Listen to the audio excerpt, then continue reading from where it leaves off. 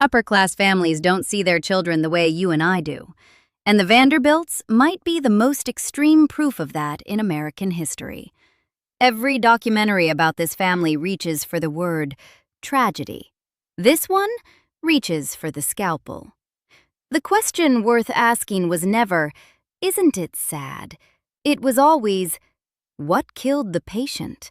When you lay out the evidence across 4 generations, the answer is the wealth system itself, functioning exactly as designed. The Vanderbilt fortune grew from a Staten Island inn operated by Cornelius Commodore Vanderbilt and his wife Sophia, whose labor formed the economic base as surely as her husband's steamship ambitions. What grew from that inn became a concentration of capital equivalent to roughly 1/64th of the entire United States gross national product at its peak. A sum so vast, it warped the gravitational field around every person who carried the name. When the Commodore died in 1877, he left roughly $100 million to one son, William Henry, and virtually nothing to the rest of his children. Lawsuits followed, family fractures followed, and a principle was established that would define every Vanderbilt generation after it. Children existed as instruments to be deployed, rewarded when useful, discarded when inconvenient. Consuelo Vanderbilt wept on her wedding day in 1895.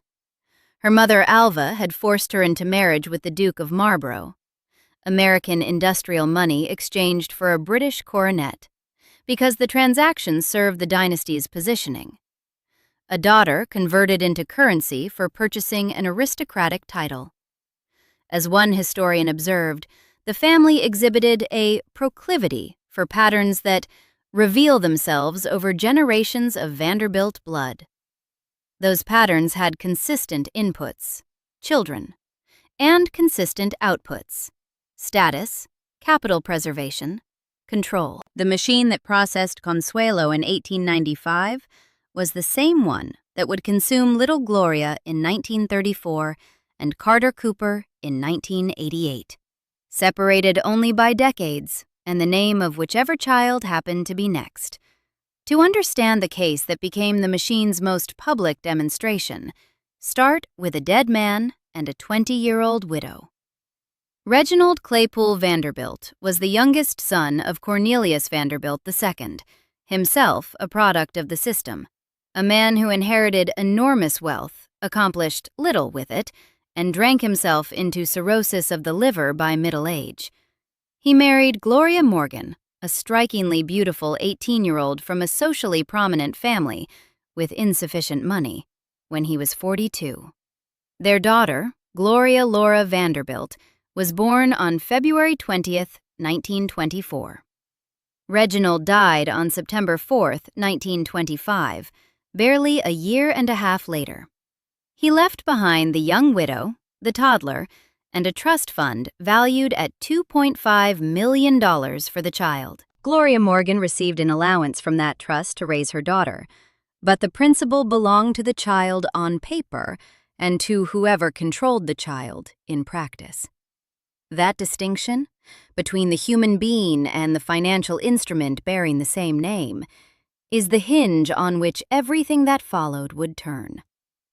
The Vanderbilt relatives watching from New York understood it with perfect clarity. In dynastic families, custody of a minor heir functions as a controlling interest in a financial entity. Whoever had the child had a claim on the trust income. Whoever had the child controlled which branch of the family could present itself as righteous steward of the Vanderbilt name. Gloria Morgan took her infant daughter to Europe. She moved between Paris, London, Biarritz, and Cannes, attending the parties her class attended, spending money from her daughter's trust at the rate her class spent it, conducting relationships that her class conducted. Her behavior was, by every standard of 1920s international café society, unremarkable for a young, wealthy, beautiful widow. She'd made a critical error that had nothing to do with morality and everything to do with power. She left the country while people with deeper pockets and sharper lawyers stayed behind and planned. Isolated in Europe, spending down her allowance, with no institutional power base of her own, Gloria Morgan had no idea what was assembling against her. On the first day of October 1934, the case titled Matter of Vanderbilt exploded into newspaper headlines. It would be described as the most sensational custody trial in the history of the United States. Autumn in New York that year carried the particular weight of the Great Depression. Bread lines still snaking through lower Manhattan, Hoovervilles visible along the Hudson. And in a courtroom in the New York Supreme Court building, two women from the most extravagant family in American history prepared to fight over a 10-year-old girl whose trust fund could have fed a small city for a decade. The petitioner was Gertrude Vanderbilt Whitney, paternal aunt of Little Gloria, founder of the Whitney Museum of American Art, established just 3 years earlier in 1931. Sculptor, Greenwich Village bohemian, a woman the press labeled the richest woman in the world. Whether that was precisely true mattered less than what it communicated.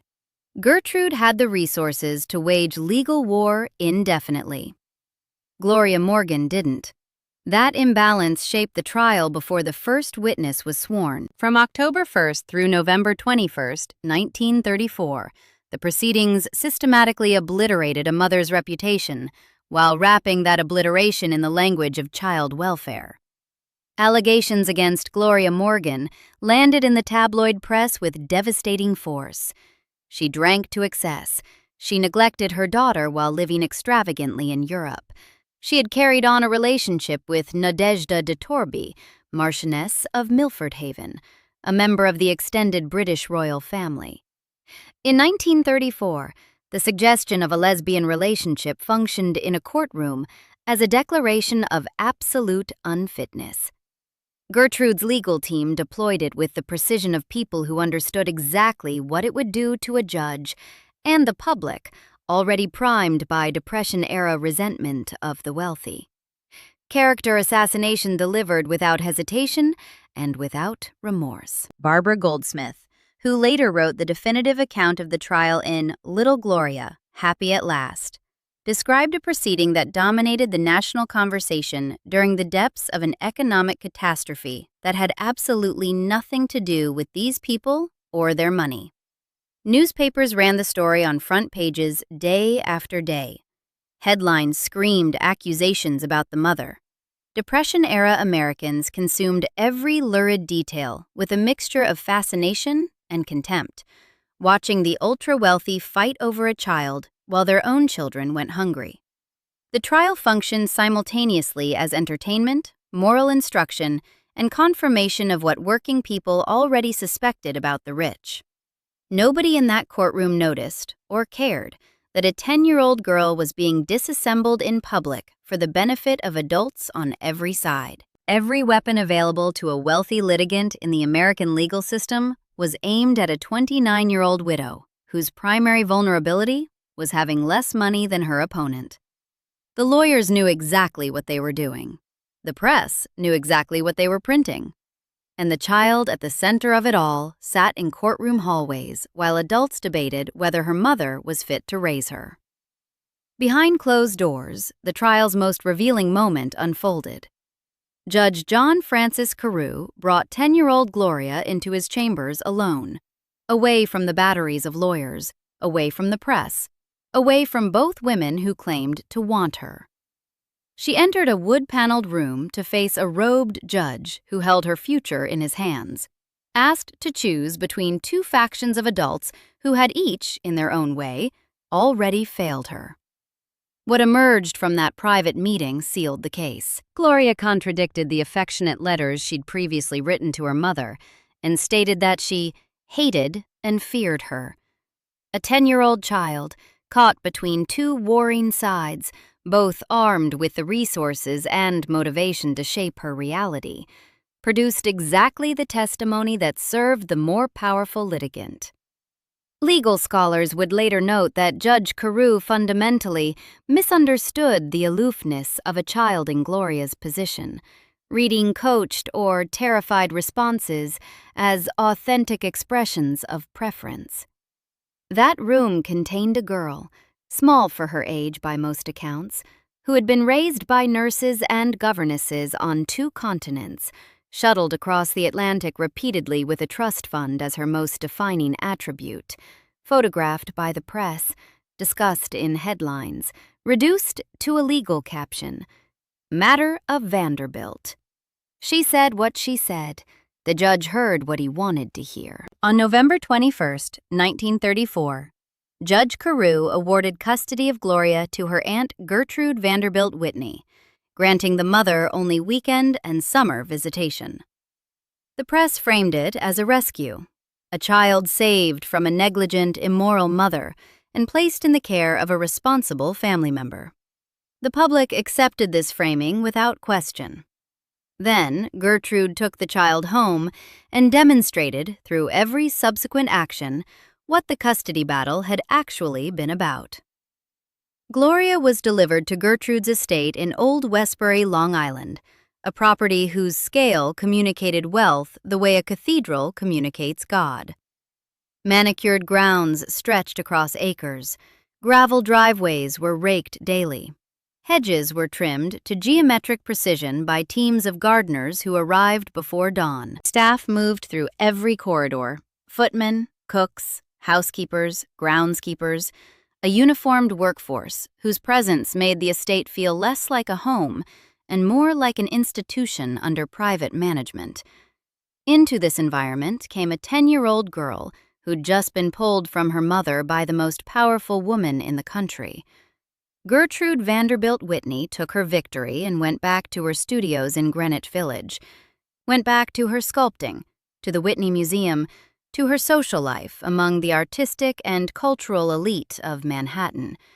She made no effort to reorganize her schedule around the child, cleared no calendar, relocated to no bedroom in the old Westbury house to be near the girl she'd fought so publicly to obtain. Day-to-day care was delegated, comprehensively and without apparent hesitation, to hired staff. Nannies handled the mornings, governesses supervised lessons, household employees managed meals, bedtimes, discipline, companionship. Gertrude merely hired staff to do whatever was necessary to take care of her. Gloria was cloistered at Old Westbury, surrounded by people whose presence in her life was contingent on a paycheck rather than affection. The woman who had presented herself to a court as the superior parent didn't, in the years that followed, parent the child at all. A typical week at Old Westbury in 1935 or 1936, drawn from the biographical record. Gloria woke and was dressed by a nurse or governess. Breakfast was prepared by kitchen staff, supervised by household staff. Lessons were managed by a governess. Outdoor time was supervised by yet another employee. Meals served by staff. Her emotional needs, to the extent anyone acknowledged that an orphaned, displaced, legally disputed child might have emotional needs, were addressed by whichever employee happened to be on duty. Gertrude appeared intermittently. Gloria's daily life had the structure and emotional temperature of a boarding school, where the student body consisted of exactly one girl who'd been told, by a court of law, that this was her home, that this was what rescue looked like. The structural revelation here transforms the Vanderbilt custody story from a tale of individual dysfunction into a class autopsy. Gertrude wasn't beating the child, starving her, or locking her away. She was doing what ultra-wealthy people of her class and era did with children. She acquired one through litigation, and then outsourced the child's entire existence to professionals. The custody battle had been litigation sport, a demonstration of institutional muscle, a contest over who controlled the Vanderbilt name and narrative, with a child as the game piece. Gertrude wanted the victory. The child was incidental to it. Gloria Morgan, the mother who lost, was herself a product of the same machine, And examining her through that same structural lens reveals a system that destroys everyone it touches.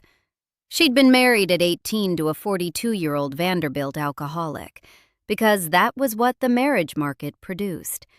Widowed at 20, financially dependent on her own daughter's trust fund, forced to go begging to her child's trust administrators for the money to survive.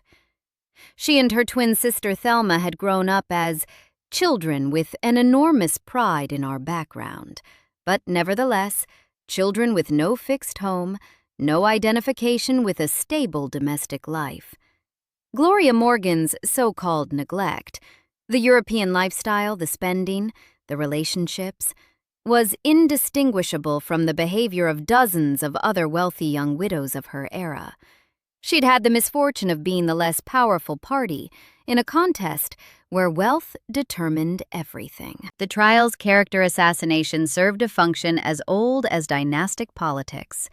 The drinking allegations, the Milford Haven relationship, the insinuations of moral unfitness, all ammunition deployed by a more powerful branch of the family against a weaker one. The legal system provided the mechanism. The child provided the pretext. When the trial ended, both women had been processed by the machine. One was stripped of her daughter. The other acquired a child she didn't intend to raise. Neither outcome had anything to do with what was best for the 10-year-old at the center. That 10-year-old grew up inside the aftermath, shaped by a system that had publicly debated her value, litigated her custody, and warehoused her at a country estate staffed by employees. The record shows a childhood defined by absence, raised not by family but by hired help, known not as a person but as a case, a headline, a trust fund with a name attached. She grew up and married, built a life across decades with a ferocity that suggested someone perpetually trying to prove she existed as more than a legal caption. Gloria married Wyatt Cooper on Christmas Eve, 1963.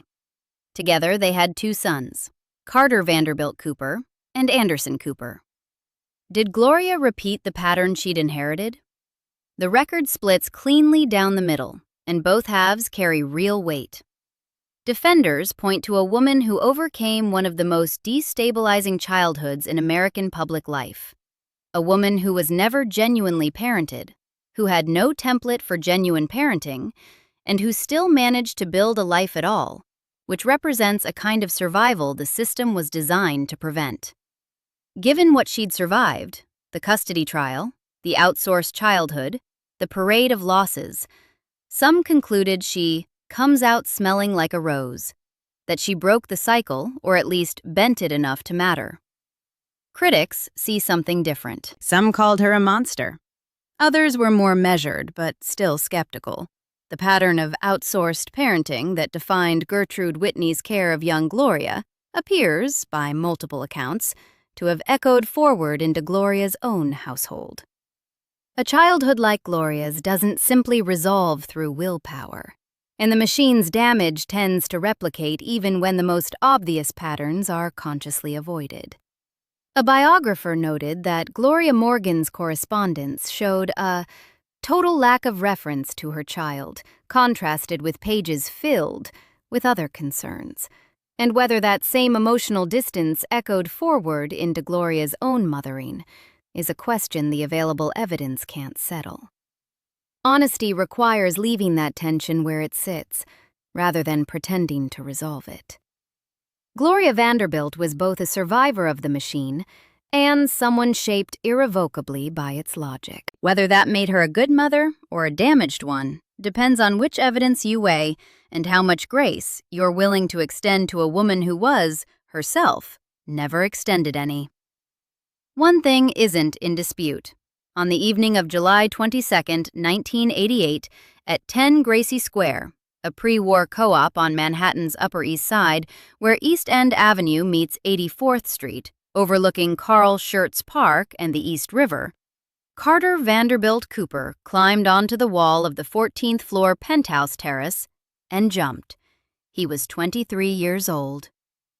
10 Gracie Square is the kind of New York address where lobby marble has been polished for decades, and elevator operators wear white gloves. Gloria Vanderbilt's penthouse was decorated with the visual intensity of a woman who had spent her life converting aesthetic control into emotional survival. Bold colors, layered fabrics, walls covered with her own artwork and collections gathered over decades. The terrace offered a panoramic view of the East River and Queens beyond it. On that July evening, summer heat still clung to the terrace concrete when Carter moved toward the wall. Gloria was in the apartment.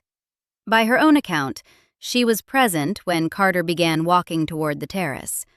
She saw what was happening. She tried to reach him, tried to talk him back. A mother and a son separated by feet, seconds compressing into a decision point no parent should ever face. The moment when the wall was no longer between Carter and the heir, but beneath him, and then behind him.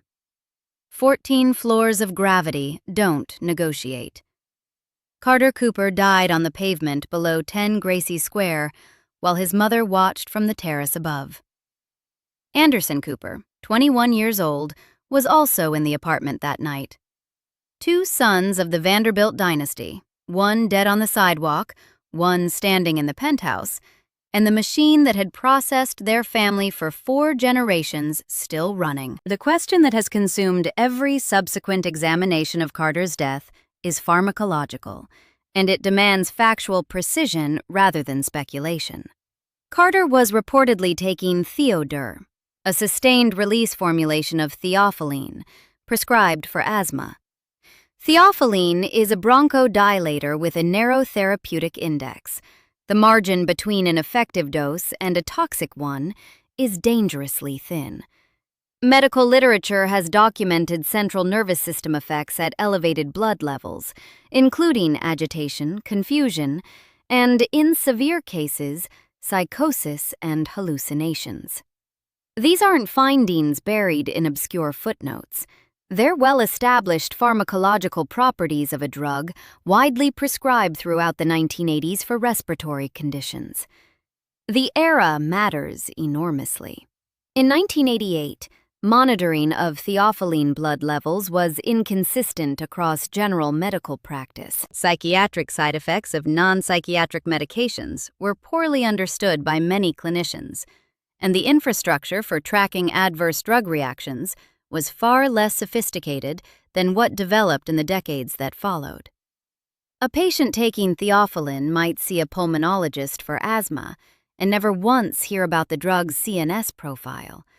The gap between what pharmacologists knew about theophylline's risks and what the average prescribing physician communicated to patients was wide enough to be lethal. The monitoring infrastructure that exists today, computerized drug interaction alerts, standardized blood level protocols, simply didn't exist in 1988. And the monitoring protocols that were available were inconsistently applied, meaning a patient could drift into toxic blood levels without anyone checking, without anyone noticing, without anyone sounding an alarm. Gloria Vanderbilt raised the medication question herself in her 1996 book, A Mother's Story. Documented pharmacology supports the plausibility of the connection she drew.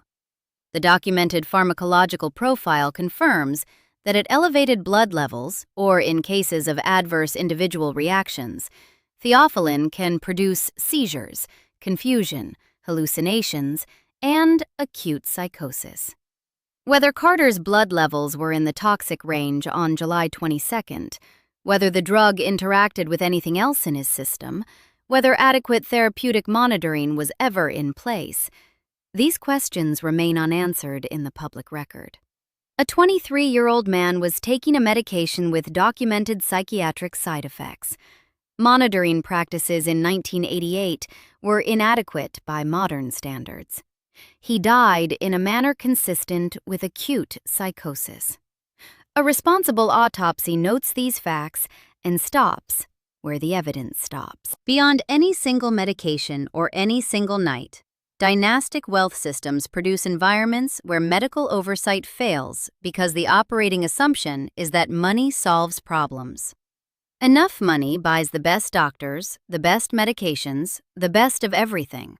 Except best in these contexts typically means most expensive rather than most attentive. Hired medical professionals operate on the same logic as every other employee in these households. Their access to the patient depends on institutional relationships rather than intimate knowledge built over years of daily contact. Carter Cooper grew up inside this system. His medical care existed inside it. When a medication with a narrow therapeutic index required close, consistent monitoring by someone who knew the patient well enough to notice subtle behavioral changes, the system produced what systems built on delegation always produce: a gap nobody noticed until it was too late. Anderson Cooper, the most famous living Vanderbilt descendant, has spoken about refusing to inherit wealth, about building his career in journalism independently of the family name. Many people look at his life and see someone who escaped the machine entirely. He didn't spiral, didn't retreat into family mythology, built something independent on his own terms. By most visible measures, he's alive and doing well. But doing well and undamaged aren't synonyms. Anderson lost his brother at 21. He was in the apartment the night Carter died. Whatever equilibrium he's built came at a cost that career success doesn't fully offset. Some push back hard against framing his life as anything less than tragic. Tragically losing your brother is living your best life? One critic asked, and the question carries weight. Anderson Cooper's life resists the simple categorizations that make for clean documentary endings. He may have escaped the machine's worst outputs. He still carries its fingerprints everywhere. Across 4 generations, the Vanderbilt system operated with mechanical consistency. Cornelius disinherited children who displeased him. Alva forced Consuelo into marriage to acquire a title. Gertrude litigated custody and outsourced the child to hired staff. Gloria Morgan was acquired young, used, and discarded by a family that needed her only as long as she was useful. Little Gloria was fought over in court and warehoused at a country estate.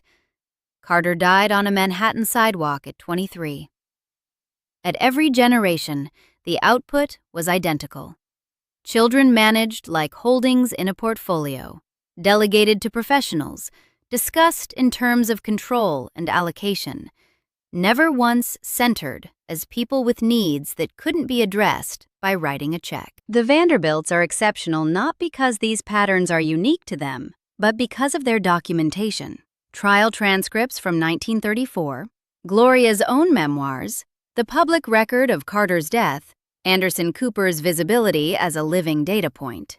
4 generations of evidence, all on the record, all demonstrating the same finding.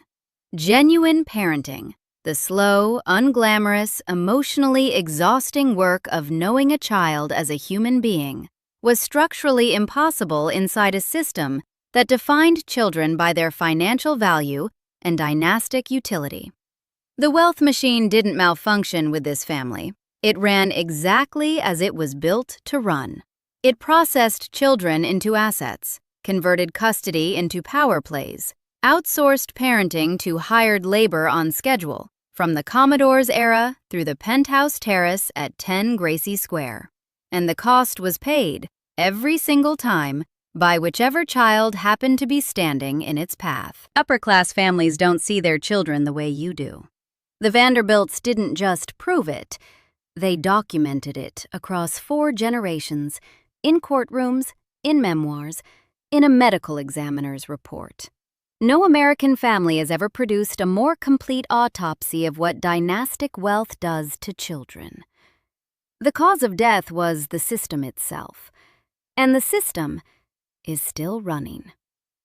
Subscribe for more stories like this.